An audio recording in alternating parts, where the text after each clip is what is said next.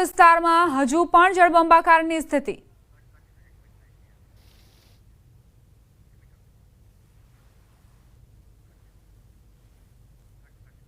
સમાચાર કચ્છથી પ્રાપ્ત થઈ રહ્યા છે। અબડાસા નખત્રાણાને જોડતો માર્ગ બંધ, પુલનું ડાયવર્ઝન તૂટતા માર્ગ બંધ થયો। કોટડા બીટા રાજ્યધોરી માર્ગ બંધ થયો। ગઈકાલથી ઉપરવાસના ઉખેડા વ મોટી વિસ્તારમાં વરસાદ પડી રહ્યો છે। ભારે વરસાદના કારણે નદીમાં પાણી આવતા માર્ગ બંધ થયો। બીટા પાસે નવા પુલનું નિર્માણ કામ ચાલી રહ્યું છે। પુલ સાઇટમાં બનાવેલ ડાયવર્ઝન તૂટતા માર્ગ બંધ થયો છે।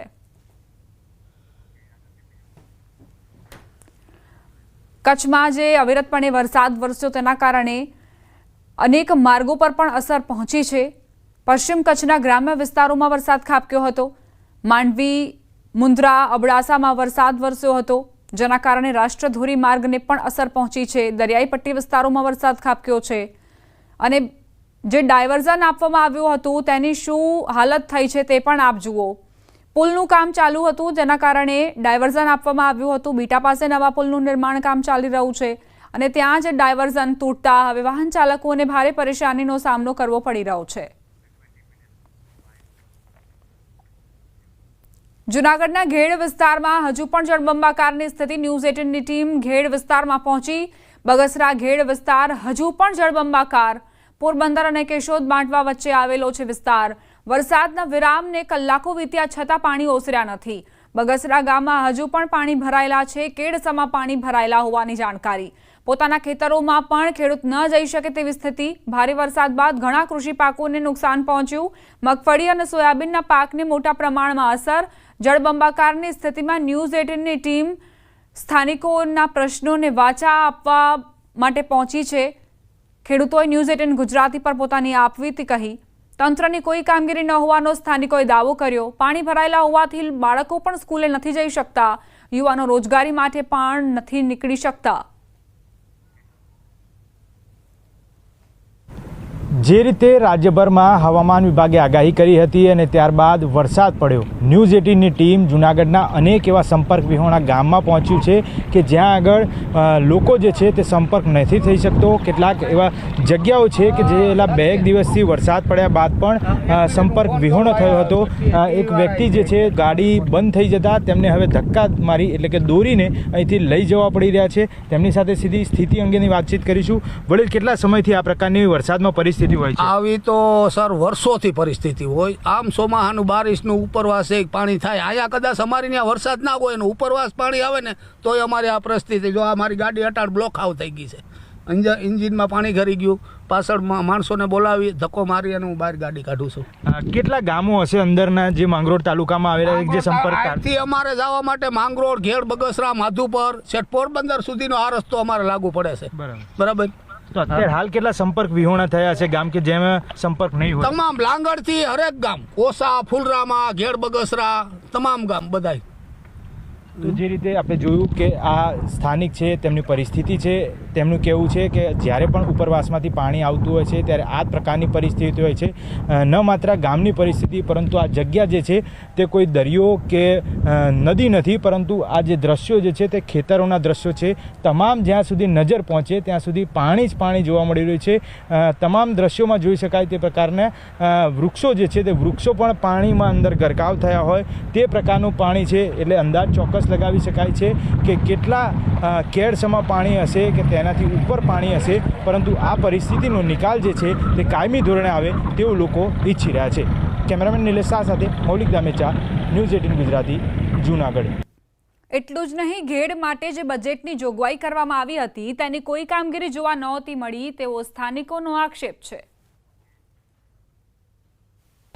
એક જ દિવસમાં પડેલા ધોધમાર વરસાદને કારણે જૂનાગઢ પંથકના ઘેડ સહિતના અનેક વિસ્તારો છે કે જ્યાં અત્યારે હાલ પાણીમાં તરબોળ છે।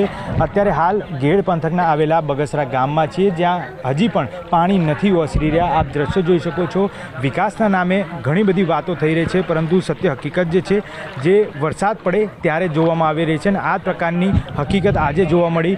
કેડસમાં પાણી જે છે તે અત્યારે હાલ જોવા મળી રહ્યા છે। કેટલાક સ્થાનિકો છે તેમની સાથે વાતચીત કરીશું। વળી, કેટલા સમયથી આ પ્રકારની તકલીફ અહીંયા આગળ?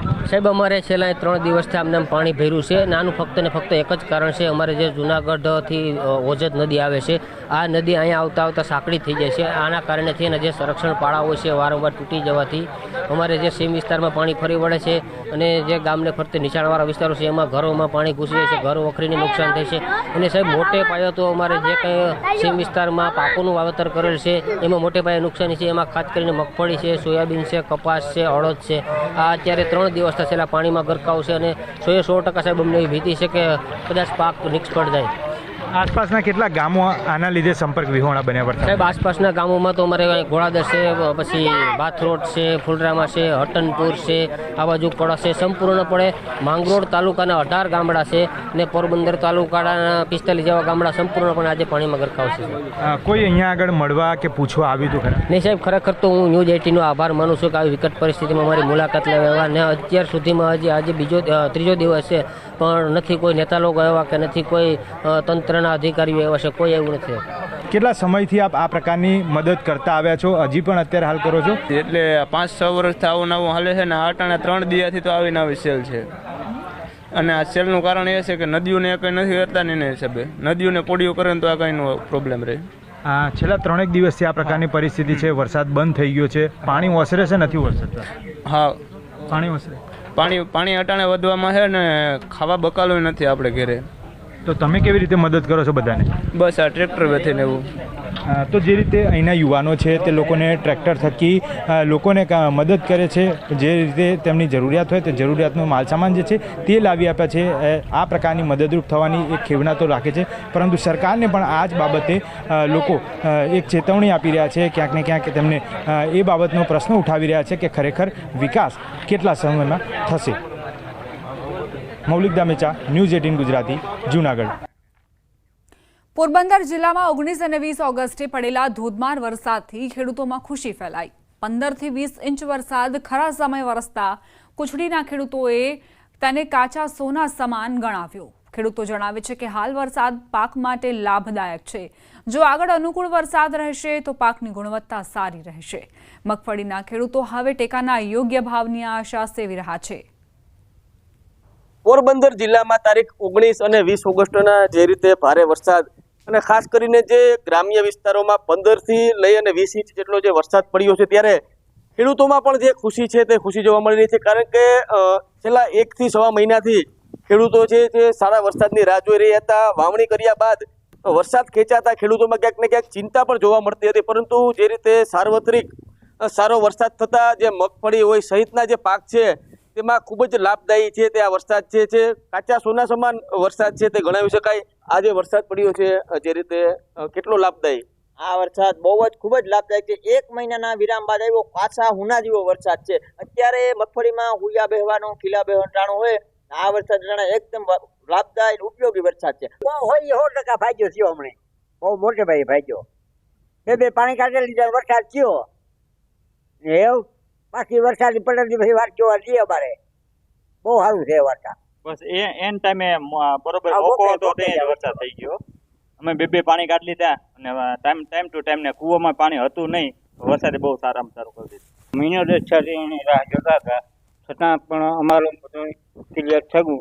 હવે બીજા નંબરમાં એટલું ખેડૂતની માગણી છે કે સારા ભાવ મળે અને હારમાં ઓલું આવે. જરૂરિયાત હતી પાણીની ત્યારે જ વરસાદ થયો છે ત્યારે ખૂબ જ લાભદાયી છે ખેડૂતો માટે. સાથે જ તેઓએ માંગણી પણ કરી હતી કે જ્યારે પણ જે આ વાવેતર છે જે તૈયાર થઈ જાય ત્યારે જે ભાવ જે મળવો જોઈએ તે ભાવ પણ જો સારો મળે તો ખેડૂતોને ખૂબ જ લાભ થશે. પ્રદેશ સેલુ, ન્યૂઝ 18 ગુજરાતી, કુચડી, પોરબંદર. આ તરફ દ્વારકામાં મેઘરાજાએ હાલ વિરામ લીધો છે, પરંતુ મુશળધાર વરસાદ ખાબક્યા બાદ હજુ પણ જળબંબાકારની સ્થિતિ છે. જિલ્લામાં હાલ મેઘરાજાએ વિરામ લેતા ખેડૂતોએ હાશકારો અનુભવ્યો. વરસાદે વિરામ લેતા રાવલ કલ્યાણપુર માર્ગ પણ પુનઃ શરૂ થતા અવરજવર શરૂ થઈ. રાવલથી કલ્યાણપુર માર્ગ પુનઃ શરૂ થતા રસ્તાની બંને બાજુ પાણી ભરાયેલા હોવાથી આકાશી નજારો જુઓ. ડ્રોન મારફતે આ કેમેરામાં કેદ કરવામાં આવ્યું છે.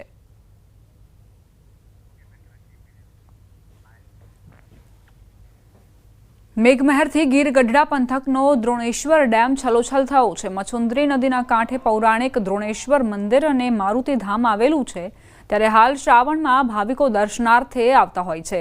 કુદરતની મહેરથી આ વિસ્તાર લીલોછમ બન્યો હોય। ડ્રોન કેમેરાની મદદથી લેવાયેલા દ્રશ્યોમાં અહીંનું કુદરતી સૌંદર્ય નયનરમ્ય લાગી રહ્યું છે।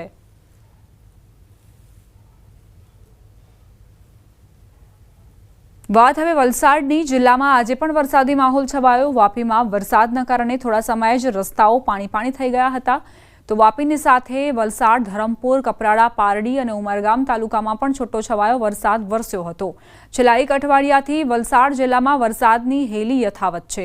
આજે પણ સવારથી જ જિલ્લામાં વાદળછાયા વાતાવરણ વચ્ચે છૂટોછવાયો વરસાદ વરસી રહ્યો છે। હજુ પણ જિલ્લામાં ભારે વરસાદની આગાહી છે। આ તરફ રાજકોટ શહેરમાં વાદળછાયા વાતાવરણ સાથે ધીમે ધારે વરસાદ વરસ્યો। સવારથી ઝાપટા સ્વરૂપે વરસાદ પડ્યો। શહેરના અલગ અલગ વિસ્તારોમાં ઝાપટા સ્વરૂપે વરસાદ વરસી રહ્યો છે। Yagnik road, Kalawad road, Jamnagar road, Bhavnagar road, Bedi Chokdi સહિતના વિસ્તારોમાં વરસાદી માહોલ। સતત ત્રીજા દિવસે રાજકોટ શહેર તેમજ ગ્રામ્ય વિસ્તારમાં વરસાદી માહોલ છવાયો છે। પોરબંદર જિલ્લામાં લોકોને આકાશમાં અદ્ભુત અને અનોખો નજારો જોવા મળતા લોકોમાં આશ્ચર્ય સાથે કુતૂહલ સર્જાયું હતું। સૂર્યના ફરતે ગોળાકાર વિશાળ રાઉન્ડ જોવા મળ્યું હતું અને આ ઘટનાને સોલાર હાલો કહેવામાં આવતું હોવાનું જાણવા મળ્યું છે। આ પ્રકારના દ્રશ્યને જોઈને લોકોમાં આ અંગે ચર્ચા જોવા મળી હતી।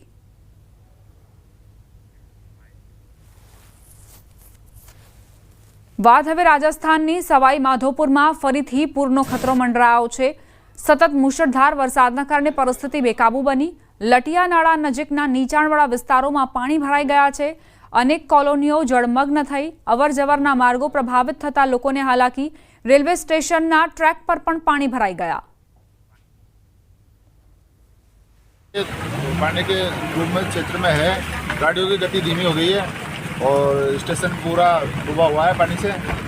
और लटिया नाला पहले की अपेक्षा ज़्यादा अधिक पानी आया हुआ है। राजनगर, बाल मंदिर कॉलोनी, पिंगला, जटवाड़ा ये डूब क्षेत्र में आ चुके हैं और लोग बागों को राहत कार्य जारी है। नगर परिषद की टीम लगी हुई है।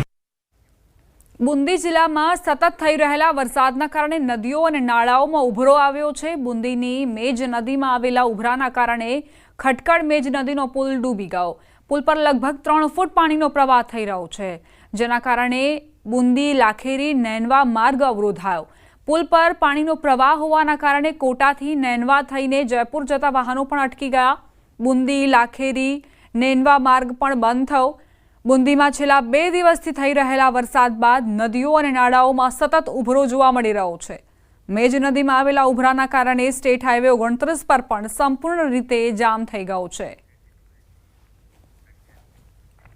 દિલ્હીના સીએમ પર હુમલાનો મામલો। રાજકોટમાં 5 લોકોની પૂછપરછ કરાઈ। એક વ્યક્તિને દિલ્હી લઈ જવાયો। તહસીન સૈયદ નામના વ્યક્તિને દિલ્હી લઈ જવાયો। રાજેશ સાખરિયાને 2000 ટ્રાન્સફર કર્યા હતા। દિલ્હી પોલીસે રાજકોટમાં પૂછપરછ કરી હતી। દિલ્હીના સીએમ રેખા ગુપ્તા પર હુમલાને લઈને પોલીસ એક્શનમાં આવી ચૂકી છે। પોલીસે રાજેશ સાકરિયાના મિત્રોની પૂછપરછ કરી છે। તેના મિત્રોમાંથી એક વ્યક્તિએ તેને પૈસા પણ ટ્રાન્સફર કર્યા હતા। તે તહસીન સૈયદ નામના વ્યક્તિને દિલ્હી લઈ જવાયો છે।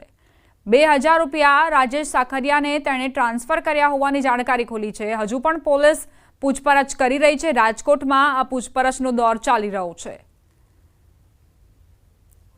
દિલ્હીના મુખ્યમંત્રી રેખા ગુપ્તા, જેમની પર હુમલાનો બનાવ બન્યો હતો, તે રાજેશ સાકરિયા, જેના રિમાન્ડ મંજૂર કરી દેવામાં આવ્યા છે। બીજી તરફ રાજકોટમાં પણ પૂછપરછ કરવામાં આવી રહી છે। તેના મિત્રોની પૂછપરછ કરાઈ છે।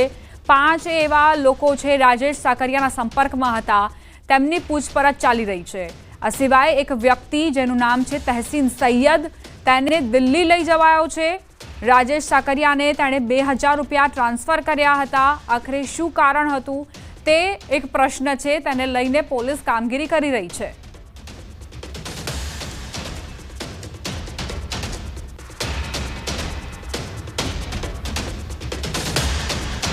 દિલ્હી સીએમ જેમની ઉપર હુમલો કરવામાં આવ્યો હતો, રાજેશ સાકરિયા એ વ્યક્તિ જેણે હુમલો કર્યો છે અને તેના જ સંપર્કમાં આવેલા લોકોની તપાસ કરવામાં આવી રહી છે। આખરે શું હેતુ હતો, આખરે કયા કારણોસર રાજેશ સાકરિયાએ હુમલો કર્યો, શું તેના મિત્રોની, તેના સંપર્કમાં આવેલા લોકોની પણ આ મામલામાં સંડોવણી છે કે કેમ, તે દિશામાં પોલીસ તપાસ કરી રહી છે। રૂપિયાની મદદ રાજેશ સાકરિયાને કરી હતી એક વ્યક્તિએ, તેને દિલ્હી લઈ જવાયો છે, તેની અટકાયત કરવામાં આવી છે. તેનું નામ છે તહસીન સૈયદ અને આ સિવાય અન્ય લોકોની પણ પૂછપરછ કરવામાં આવી રહી છે. 5 લોકોની પૂછપરછ કરાઈ હોવાની જાણકારી. સંવાદદાતા અંકિત જોડાઈ ગયા છે વધુ જાણકારી સાથે. અંકિત, કઈ દિશામાં તપાસ આગળ વધી છે? દીપા, વાત કરવામાં આવે તો દિલ્હીના સીએમ રેખા ગુપ્તા ઉપર જે પ્રકારે રાજેશ સાકરિયા નામના રાજકોટના રહેવાસી દ્વારા જે પ્રકારે હત્યાનો પ્રયાસ એટલે કે હુમલો કરવામાં આવ્યો હતો, તે અંતર્ગત દિલ્હી પોલીસની સ્પેશિયલ સેલની ટીમ છે તે ગઈકાલથી જ રાજકોટ આવી પહોંચી હતી ને 10 જેટલા વ્યક્તિઓના નિવેદન છે તે પણ નોંધવામાં આવ્યા છે. સાથોસાથ વાત કરવામાં આવે તો રાજેશ સાકરિયાનો જે મોબાઈલ છે તે દિલ્હી પોલીસની સ્પેશિયલ સેલની જે ટીમ છે તેમના દ્વારા કબજે કરવામાં આવ્યો હતો. સાથોસાથ તેમનું મોબાઈલ એનાલિસિસ છે તે પણ કરવામાં આવ્યું હતું. તેમની કોલ ડિટેલ્સ રેકોર્ડ છે તે પણ મેળવવામાં આવી હતી. સાથોસાથ તેમનું વોટ્સએપ ચેટ છે તે પણ પોલીસ દ્વારા છે તે એનાલિસિસ કરવામાં આવ્યું હતું ને જે અંતર્ગત દિલ્હીના કેટલાક જે વિડીયોઝ છે તે પોતાના મિત્રો તેમજ જે રાજકોટ ખાતે રહેતા હોય તેમને મોકલવામાં આવ્યા હતા.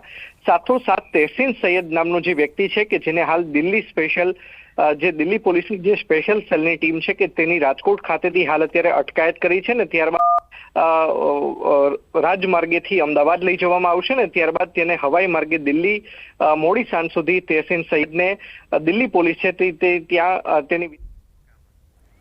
આભાર અંકિત, જાણકારી આપવા માટે.